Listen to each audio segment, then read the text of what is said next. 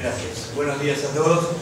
Gracias a Cari por la invitación a PNUD para plantear en unos minutos algunas situaciones de lo que estamos viviendo con cambio climático y que estamos haciendo en apoyo de la Argentina y en general de los países en desarrollo.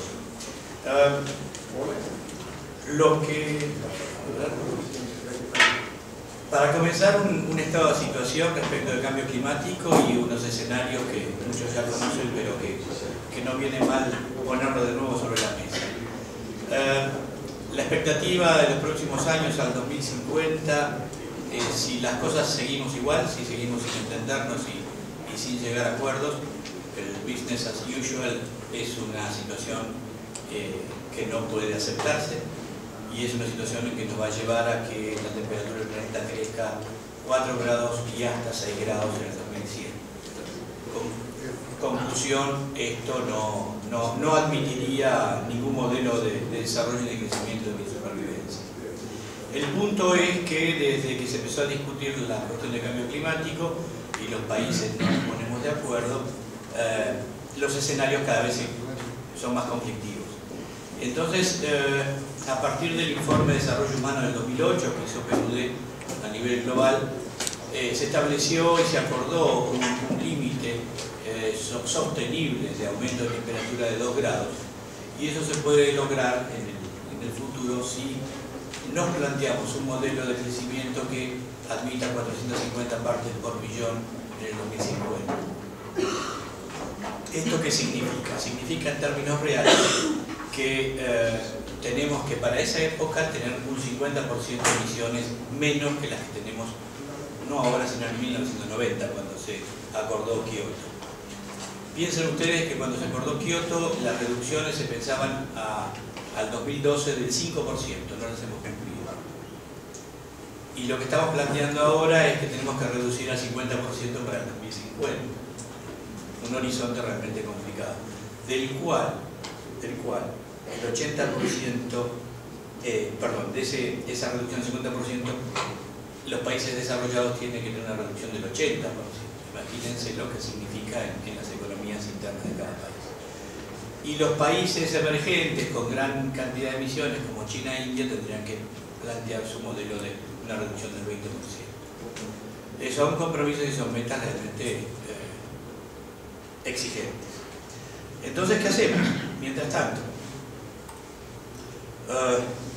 definitivamente el problema del cambio climático es un problema económico. Ya dejó de ser un problema ambiental, las consecuencias ambientales, pero la cuestión, el centro es la discusión económica. Y además, el problema que tenemos para los países en desarrollo es que es un gran condicionante para el desarrollo. Cantidades ingentes de recursos van a ir orientados hacia otros aspectos del desarrollo o del crecimiento de nuestras economías, y va a estar afectando a los más pobres, no solo en América Latina, sino en todo el mundo. Como decía, el status quo no es una opción. No, definitivamente una ruta para lograr hacer crecer a las sociedades, erradicar pobreza y proteger el medio ambiente ya no es una cuestión de parches, ya es una cuestión de políticas muy fuertes y de planificaciones muy concretas. Y dentro de esa planificación hay dos elementos que juegan un rol muy importante. Uno, el aspecto tecnológico, y el otro, el aspecto económico. El aspecto tecnológico se requiere un cambio drástico, sobre todo en tres aspectos o en tres áreas que tienen impacto el cambio o que generan impacto en el cambio climático: el de energía, la agricultura y la adaptación al cambio climático, sobre todo en lo que hace la reducción del desastre. El punto es, desde el punto de vista tecnológico, es que la tecnología que disponemos es real, existe, podemos disponer de ella, pero hay que mejorarla y adaptarla a las condiciones de cada sociedad. Me adelanto un poco, pero con esto de tecnología es muy importante el planteo que está haciendo el mundo desarrollado. Parecería como que las últimas propuestas a nivel global se basan en una profundo cambio tecnológico y una profunda revolución tecnológica. Incluso algunos la plantean como tan importante como la revolución industrial algún tiempo atrás. Desde el punto de vista de un ambientalista que hace economía también, es que estamos en un momento como que en la época de la revolución industrial, cuando descubríamos América y cuando veíamos que el mundo no tenía fronteras y que los recursos naturales no tenían límite, parecía que todo podía seguir creciendo. Y la expectativa actual es que la tecnología va a poder solucionar todo. Es realmente una jugada realmente muy compleja, pero es una de las pocas que tenemos. Y además tenemos poco tiempo. Estamos hablando del 2050. Me acuerdo en mis primeros ejercicios de planificación cuando hablábamos de planificar la Argentina en el año 2000, parecía una barbaridad, larguísimo plazo, nos pasamos largo rato y seguimos casi. En este concierto también los gobiernos tienen un papel central. ¿Cuál es el papel central de los gobiernos? Hay una fuerte presión a la incorporación de tecnologías obsoletas en los países en desarrollo, tecnologías que están rechazando los países desarrollados porque ya la tienen amortizada y es vendida o transferida a los países en desarrollo. Esta es una discusión muy fuerte que se está dando dentro de todas las convenciones de desertificación, de cambio climático, de biodiversidad, OMC, cualquier área de discusión multilateral. El tema de transferencia tecnológica es una de las áreas donde nos quedamos a discutir hasta la mañana del día siguiente y no hay solución. El problema de transferencia tecnológica para los países desarrollados es, señores, compren tecnología. No, es tan simple como eso. Y lo tienen que hacer los privados. Y los países en desarrollo decimos, tenemos que generar recursos para esa transferencia tecnológica, y la transferencia tecnológica tiene que ser, no tiene que ser onerosa, porque si no, no podemos salir de la situación de bajo desarrollo, con lo cual es una discusión sin límite. Y en ese contexto la cooperación internacional y el financiamiento internacional empieza a jugar un rol clave y aparece la discusión del financiamiento. Pasamos de la discusión de transferencia tecnológica a la discusión del financiamiento. Y aquí viene un punto clave, la transición verde, como gustan llamar ahora, y hacia Río, que se habla de una economía verde. Si tenemos un minuto podemos charlar algo de eso. Pero la expectativa que tenemos en los números agregados es abismal. Para los próximos 40 años, para que todo el mundo pueda acercarse, aproximarse a alguno de los escenarios posibles y razonables, estamos hablando de 1.9 billones de los nuestros, no millones de millones de inversión en tecnología verde. Definitivamente los números agregados abruman y asustan. ¿Cuál es la diferencia entre 2 billones y 1 billón? No llegamos a la manera. Pero el punto es que de la mitad de la inversión tiene que ir a los países en desarrollo. ¿De dónde salen esos recursos? Tal vez cuando discutamos el problema financiero internacional veremos por qué no se están aplicando estos recursos que se dilapidaron en el sistema financiero en estos mecanismos. Ahora, pero por otro lado, la transferencia de recursos no va a ser una cuestión simple, no va a ser una cuestión de como venía hasta ahora, pido y me dan cuando me dan. Pero lo que va a pasar es que movilizar recursos internos va a ser la clave. Definitivamente, y sobre todo en países con economías de ingresos medios como Argentina, no va a ser tan fácil. Hoy no es tan fácil conseguir recursos como hacíamos tiempo atrás de donaciones de fondos internacionales para hacer proyectos ambientales. Ya es cada vez más difícil. Ya nos piden más cofinanciamiento. Y el punto de las transferencias financieras internacionales es clave, pero es cada vez más complicado. Y hace falta, bueno, mira, esto es simplemente una simplificación de todo lo que es los mecanismos para acceder a fondos en cambio climático. Complicadísimo. Esto lo único que lo maneja es el sector financiero, que se posiciona sobre un problema ambiental y nos genera bastante más complicaciones.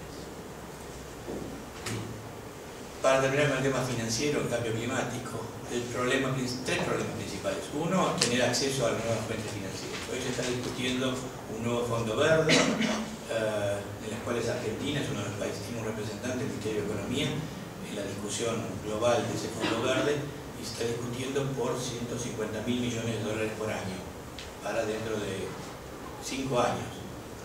Acuérdense el número, estamos hablando de 1 billón y estamos hablando que ahora están discutiendo por 150.000 y no nos ponemos de acuerdo. Tema difícil. El otro punto es que las condiciones en que vamos a recibir los fondos o que tenemos que manejar los fondos locales requiere hacer una sinergia en el financiamiento. Ya no, lo que buscamos es la eficiencia financiera, y la eficiencia financiera para el tema ambiental requiere que podamos hacer asignaciones de recursos multipropósitos. Esto es, no vamos a poder simplemente invertir para cambiar equipamiento. Vamos a tener que pensar también adicionalmente, y vamos a ver un ejemplo en 2 minutos. Plantear solución al cambio climático, desarrollo y manejo de ecosistemas al mismo tiempo va a tener que ser una práctica habitual y requiere mucha cintura y muñeca para poder discutir con los países desarrollados proyectos de este tipo. Y por último, la gran discusión. Los países desarrollados dicen, señores, accedan a los mercados financieros privados, acuerdos privados entre empresas para transferencia tecnológica o recursos financieros. Mientras que los países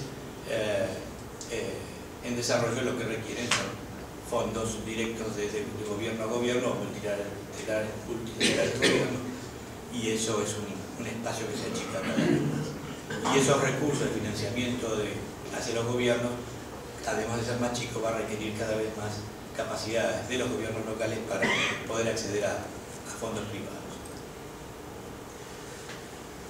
En mi poco capacidad de análisis económico, soy agrónomo devenido, hago de economista ambiental, pero me gusta pasar de lo global a lo micro, que es lo que uno comprende un poco más de situación.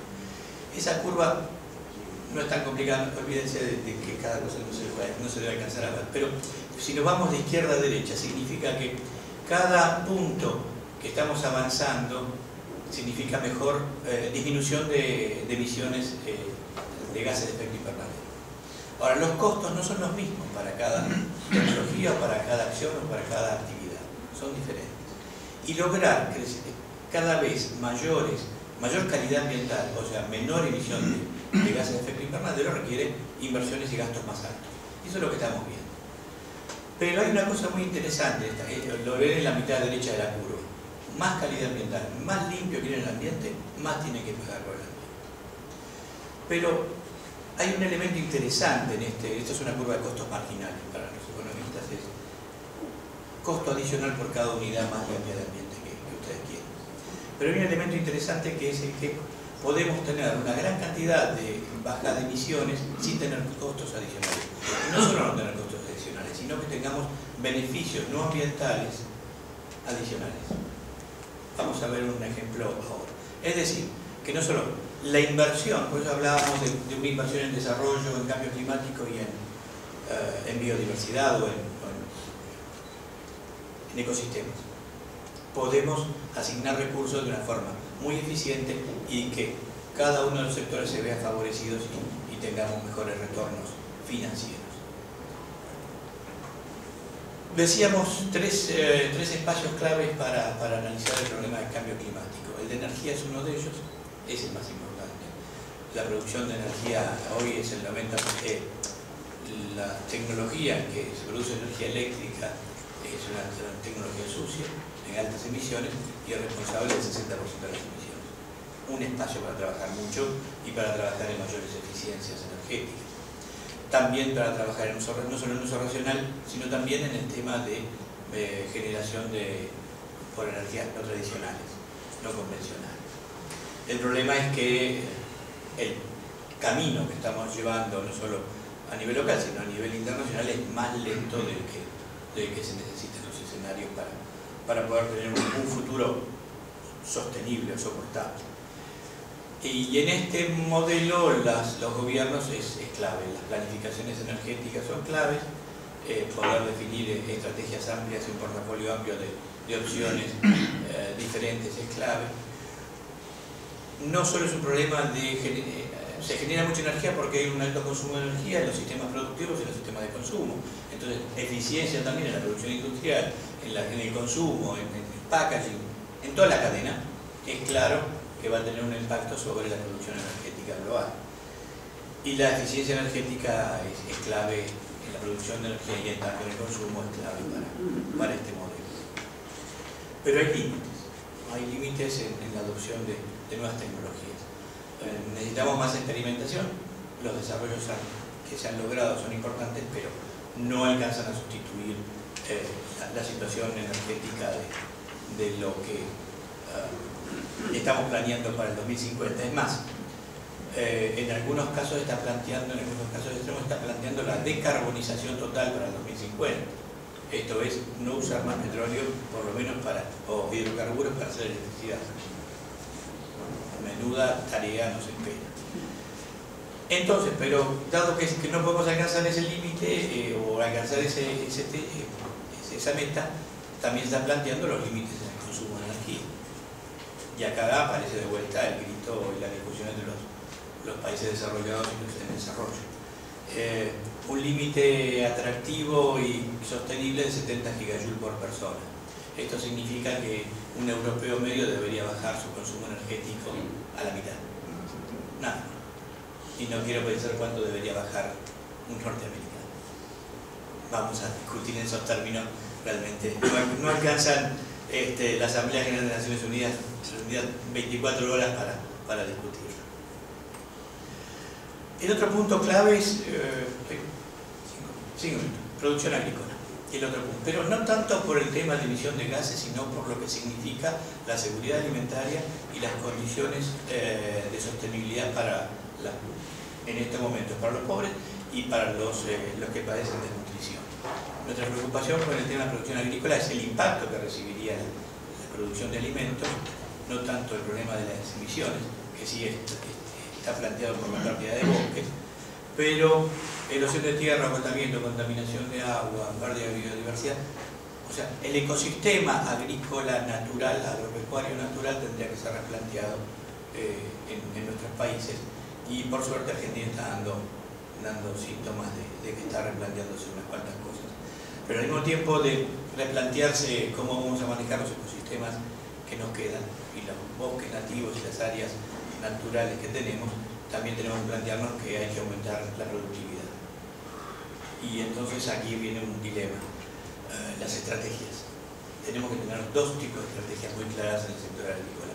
Profundizar el cambio tecnológico, profundizar el uso de organismos genéticamente modificados, promover esa agricultura empresarial, la agricultura de precisión, diversificación, valor agregado, todo lo que conocemos como el gran empresariado nacional respecto del sector agropecuario es clave para la economía local y es clave para la sostenibilidad alimentaria mundial.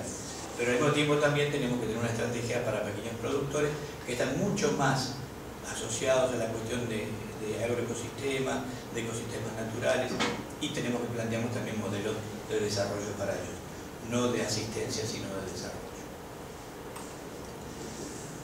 Uso los últimos minutos que me quedan en el tema de reducción de desastres.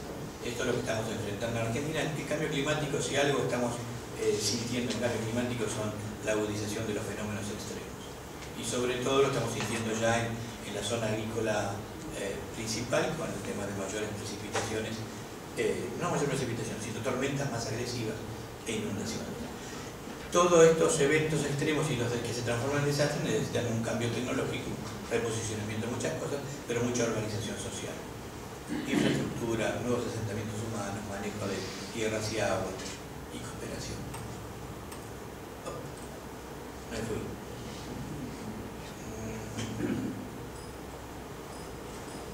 No me deja, perdí los últimos 2 minutos que tenía.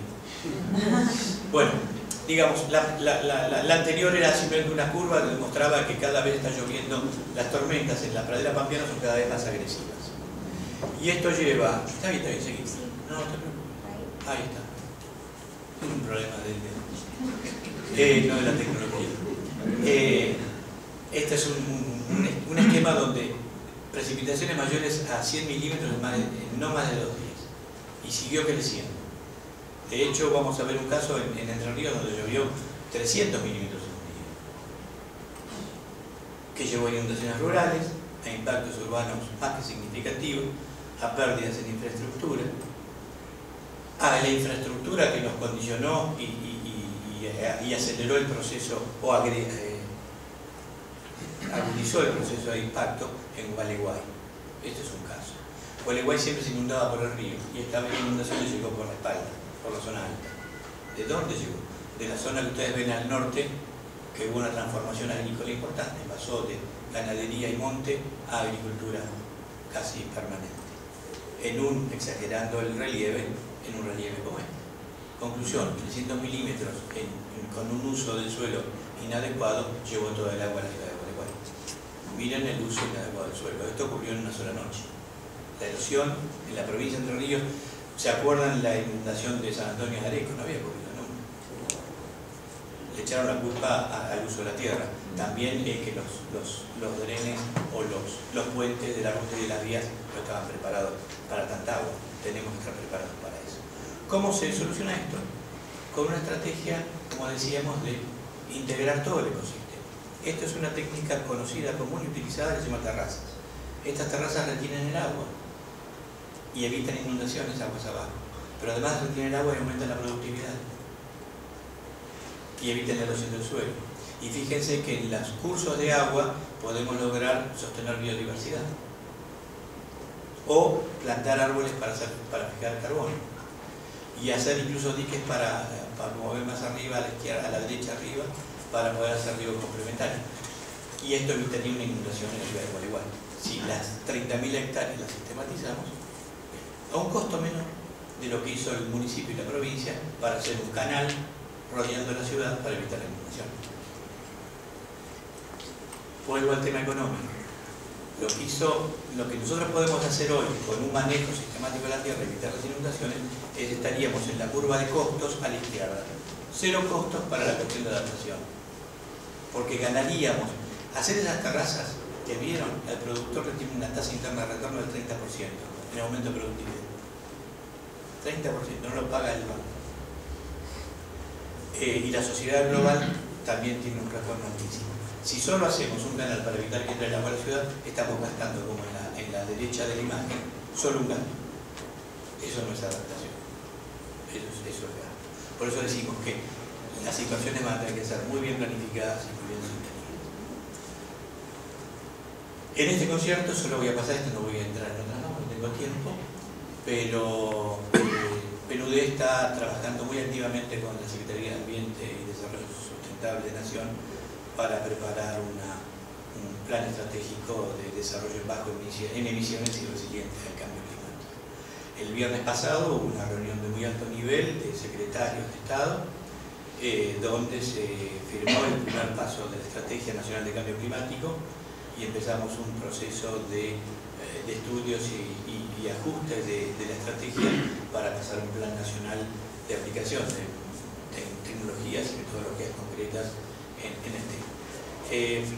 Independientemente de lo que ustedes piensen del cambio climático, que lo acepten, no lo acepten, sea el fin del mundo o no lo consideren el fin del mundo, el hecho que estamos enfrentando una situación de alta competitividad por los recursos y por los mercados. Y Argentina no puede estar ajena a que esa competitividad, a esa nueva competencia en los mercados. Pensar en la huella ecológica, pensar en restricciones comerciales, pensar en acuerdos ambientales comerciales es un escenario ya presente. Por lo tanto, aún que hayan sido todos los científicos agoreros y no exista tal cambio climático, las condiciones de competencia en el comercio internacional ya está establecido y vamos a quedar fuera y con un problema muy grave aún hasta para producciones primarias si no tenemos un modelo de desarrollo sostenible respecto de las emisiones y sobre todo la adaptación a este cambio climático que estamos viviendo. Vamos a dejarlo aquí, no voy a usar el tiempo de nuestros colegas. Muchas gracias.